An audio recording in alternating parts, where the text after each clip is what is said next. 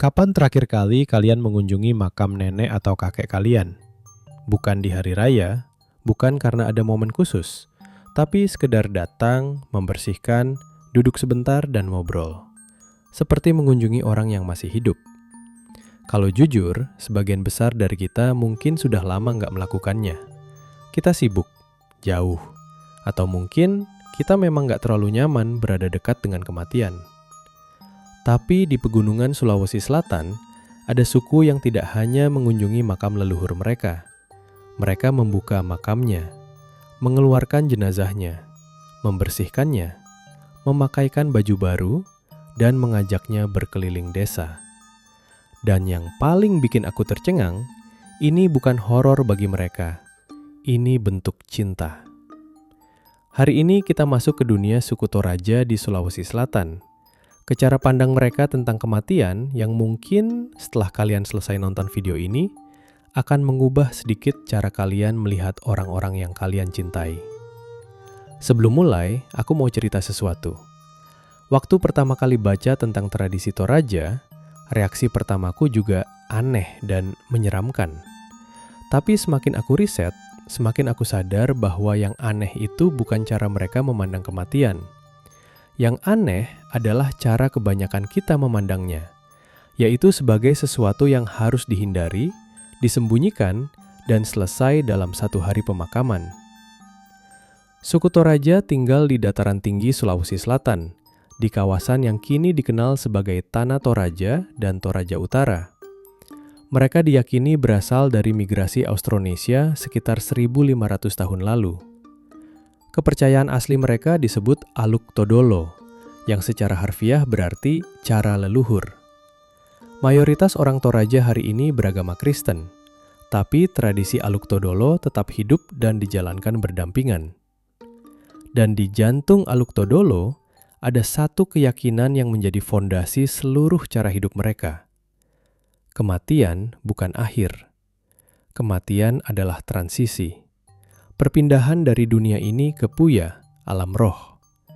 Dan selama seseorang belum diupacarakan dengan sempurna, rohnya belum benar-benar pergi. Dia masih ada, masih tinggal di rumah, masih menjadi bagian dari keluarga. Karena itu, di Toraja, jenazah tidak langsung dikuburkan. Jenazah diawetkan, dibungkus kain, dan diperlakukan seperti orang yang sedang sakit atau tidur. Keluarga masih menyiapkan makanan dan minuman di dekatnya, masih mengajaknya bicara, masih memperlakukannya seperti anggota keluarga yang hadir di rumah. Kadang ini berlangsung berbulan-bulan, kadang bertahun-tahun, sampai keluarga punya cukup dana untuk menggelar upacara pemakaman yang layak. Dan upacara pemakaman itu, dalam tradisi Toraja, adalah sebuah perayaan yang tidak ada tandingannya di dunia. Upacara itu namanya Rambu Solo. Dan ini bukan sekedar pemakaman, ini adalah pesta perpisahan terbesar yang bisa dibayangkan. Rambu Solo berasal dari kata rambu yang berarti asap atau sinar, dan solo yang berarti turun. Upacara yang dilakukan saat matahari terbenam, melambangkan perjalanan roh turun menuju puya. Bayangkan ini, satu upacara Rambu Solo bisa berlangsung 3-7 hari, dihadiri ratusan bahkan ribuan tamu dari berbagai daerah. Ada tarian adat Mak Badong, di mana orang-orang dewasa membentuk lingkaran, berputar perlahan sepanjang malam, sambil menyanyikan kisah hidup si almarhum. Ada adu kerbau, ada musik gamelan tradisional, ada perjamuan makan besar untuk semua tamu, dan ada penyembelihan kerbau. Kerbau bagi masyarakat Toraja adalah hewan paling suci. Merekalah yang dipercaya akan menuntun roh almarhum menuju puya. Semakin banyak kerbau yang dikurbankan, semakin cepat dan mudah perjalanan roh itu. Untuk pemakaman bangsawan, jumlah kerbau yang disembelih bisa mencapai 24-100 ekor. Dan seekor kerbau albino langka yang disebut tedong bonga, harganya bisa ratusan juta rupiah. Aku nggak akan bilang ini murah, justru sebaliknya. Rambu Solo adalah salah satu upacara paling mahal di dunia. Karena itulah, keluarga kadang perlu waktu bertahun-tahun untuk mengumpulkan dana. Dan selama menunggu itu, jenazah tetap tinggal di rumah bersama keluarga, bukan dikubur, menunggu saat yang tepat untuk diantar pergi dengan layak. Setelah Rambu Solo selesai, jenazah dibawa ke tempat peristirahatan terakhir, dan disinilah Toraja kembali membuat dunia melongo. Mereka tidak dikubur di dalam tanah. Jenazah diletakkan di dalam lubang-lubang yang dipahat manual di dinding tebing batu yang curam. Semakin tinggi posisi makam di tebing, semakin cepat roh dipercaya mencapai alam baka. Beberapa tebing setinggi puluhan meter dipenuhi lubang-lubang makam yang bertumpuk dari bawah sampai atas. Dan di depan setiap lubang makam itu berdiri patung kayu yang dipahat menyerupai wajah orang yang telah meninggal. Patung itu namanya Tau-Tau. Kata Tau dalam bahasa Toraja artinya orang. Jadi Tau-Tau berarti manusia kecil. Tau-Tau dipercaya sebagai penjaga roh yang terus mengawasi dan melindungi keturunannya dari alam sana. Bayangkan berdiri di bawah tebing Lemo atau Londa di Toraja, melihat ke atas, dan deretan Tau-Tau itu menatap balik ke bawah. Ratusan pasang mata kayu dari ratusan leluhur berbeda yang sudah berdiri di sana selama puluhan bahkan ratusan tahun. Aku yang cuma baca laporan pandangan matanya saja sudah merinding.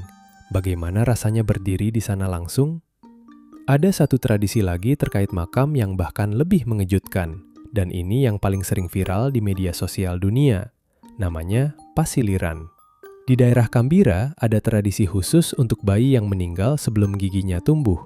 Jenazah bayi itu tidak dimakamkan di tebing atau di tanah, tapi diletakkan di dalam lubang yang dipahat pada batang pohon tara, pohon besar yang banyak getah putihnya. Getah putih itu dianggap sebagai pengganti air susu ibu, sehingga si bayi dipercaya akan terus tumbuh bersama pohon, diserap menjadi bagian dari pohon itu sendiri. Kembali ke alam dengan cara yang paling lembut yang bisa dibayangkan. Tapi dari semua yang ada di Toraja, ada satu tradisi yang paling sering bikin dunia luar melongo, yang videonya viral di media sosial internasional, dan yang setelah aku pahami maknanya, membuatku nggak bisa tidur bukan karena ngeri, tapi karena terharu. Namanya Mak Nene. Mak Nene berasal dari kata nene yang dalam bahasa Toraja berarti nenek moyang atau leluhur, dan ritualnya sangat sederhana dalam konsep, tapi luar biasa dalam makna. Setiap beberapa tahun sekali, biasanya di bulan Agustus setelah musim panen, seluruh anggota keluarga Toraja berkumpul di makam leluhur mereka. Mereka membuka pintu kayu liang makam di tebing, mengeluarkan peti mati berisi jenazah yang mungkin sudah puluhan bahkan ratusan tahun meninggal. Lalu dengan penuh kelembutan dan rasa hormat, mereka membersihkan jenazah dari ujung kepala sampai kaki, menyisir rambutnya, dan memakaikan pakaian baru yang sudah mereka siapkan. Ada yang dipakaikan baju adat, ada yang dipakaikan kemeja modern, ada yang dipakaikan jas lengkap, ada yang dipakaikan kacamata hitam baru, sesuai selera keluarga, sesuai apa yang kira-kira disukai almarhum semasa hidupnya. Dan selama prosesi itu berlangsung, keluarga berbicara kepada jenazah, menceritakan kabar terbaru, mengenalkan anggota keluarga baru yang lahir setelah si almarhum meninggal, meminta doa dan berkat. Ini bukan horor, ini bukan ritual mistis yang gelap, ini reuni keluarga, dengan semua anggotanya termasuk yang sudah tidak ada. Ada asal-usul cerita yang menarik di balik tradisi ini. Dikisahkan, dua pemuda bernama Pong Rumasek dan Pong Rumanden suatu hari menemukan jenazah orang tak dikenal di pinggir jalan. Alih-alih mengabaikannya, mereka merawatnya dan menguburkannya dengan layak seperti keluarga sendiri.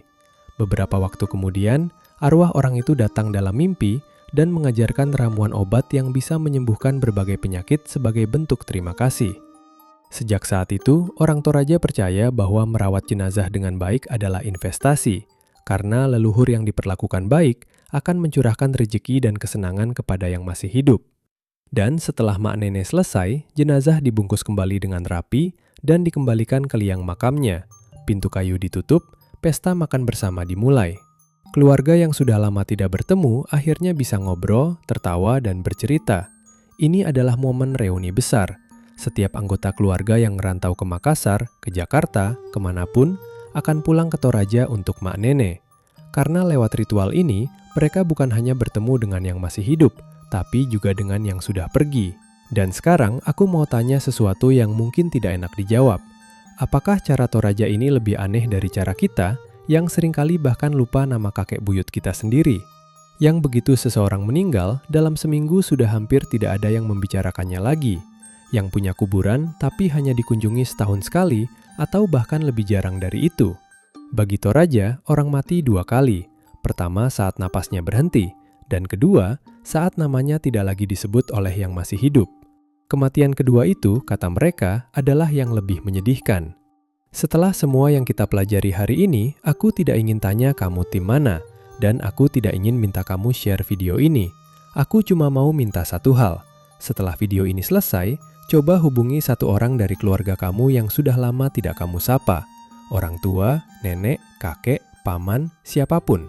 Telepon, video call, atau kalau memang sudah tidak ada, pergi sebentar ke makamnya. Ceritakan kabar terbaru. Karena mungkin pelajaran terbesar dari Toraja bukan tentang cara mereka merawat yang sudah pergi, tapi tentang betapa pentingnya tidak pernah lupa bahwa mereka pernah ada. Kalau video ini menyentuh sesuatu dalam diri kalian, subscribe sekarang dan nyalakan loncengnya. Karena Sabtu nanti, kita masuk ke misteri yang jauh lebih tua dari Toraja, dari Pajajaran, bahkan dari Borobudur. Sebuah lembah di Sulawesi Tengah, tempat puluhan patung batu raksasa berdiri dalam keheningan, lebih tua dari Moai Easter Island, dan tidak ada yang tahu siapa yang membuatnya. Tapi sebelum itu, hubungi dulu orang yang kamu sayangi. Itu misinya hari ini. Sampai ketemu Sabtu nanti, jaga kesehatan, dan jaga hubungan kalian dengan orang-orang yang kalian cintai selagi masih bisa.